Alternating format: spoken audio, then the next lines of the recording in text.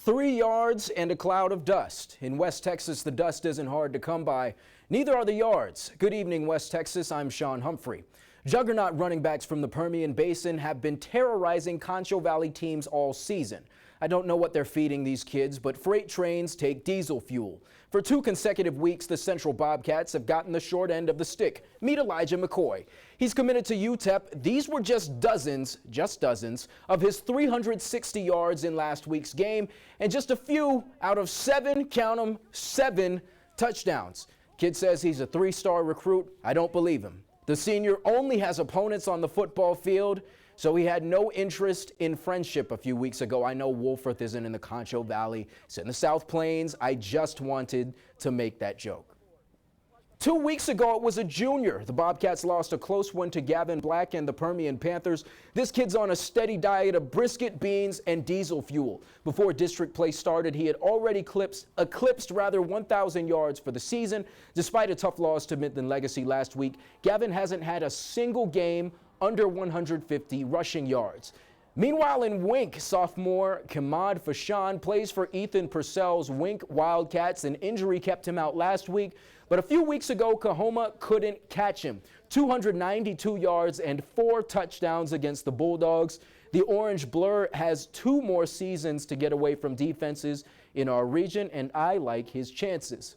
Elijah McCoy and Gavin Black will face off in the final week of the regular season when Permian visits Midland in a game that will surely have playoff implications. And I hope the young man, Mr. Faciane, gets well soon because they've got El Dorado this week at home. Meanwhile, Game 5 of the World Series is in a little over half an hour. In a series with 5 former MVPs, Freddie Freeman has been the MVP. 6 consecutive World Series games with a home run, breaking the record last night with that homer to right. Dodgers took a 3-0 series lead into New York.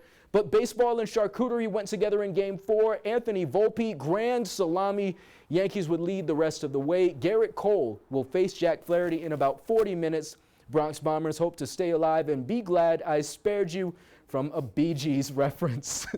Hey, Bert, tough look for your guys. Give me your thoughts. Hey, last night was exciting. I think there's a little bit of hope left. Aaron Judge actually started to get rolling a little bit. Bottom of the 8th, he had the RBI single. Hopefully that carries over. Hey, but if you're a Yankees fan, Garrett Cole's your guy, and Garrett Cole better pitch like an ace tonight.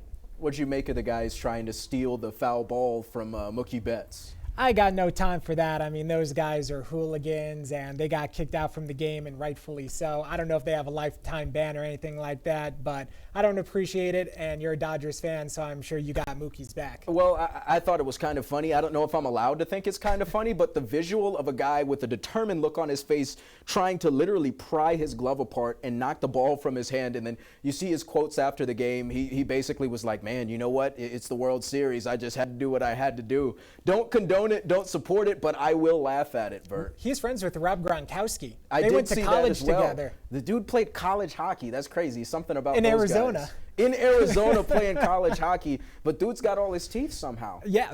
Hey, you know what? Good for him. You know what? I'll give you the, trying to open the glove. That's funny. The other guy grabbing Mookie's wrists, I think that's a little out of line. Yeah, it is a little bit much, but hopefully there will be no wrist grabbing or glove grabbing tonight, and I hope that my Dodgers come out victorious. I don't want this series to go to a 6th game. That just increases the chance of it going to a 7th game, and we all know that it's a toss-up. You have some experience with 3-0 leads in the New York Yankees. Oh, yes, very much so. I remember being a kid back in 04, and in Game 7, Johnny Damon hitting the grand slam to right field in maybe the 1st or the 2nd inning, and it was like, oh, it's over. Yankees just blew a 3-0 series lead. Maybe they'll be on the opposite side of history, and we'll see. Anything's possible. It's why they play the game, Sean. It is indeed why they play the game. Baseball live on Fox in about 38 or so minutes. Hey, Bert, glad to talk with you, and glad to talk with you, West Texas. Stick around. We'll have what to expect at 9 after the break.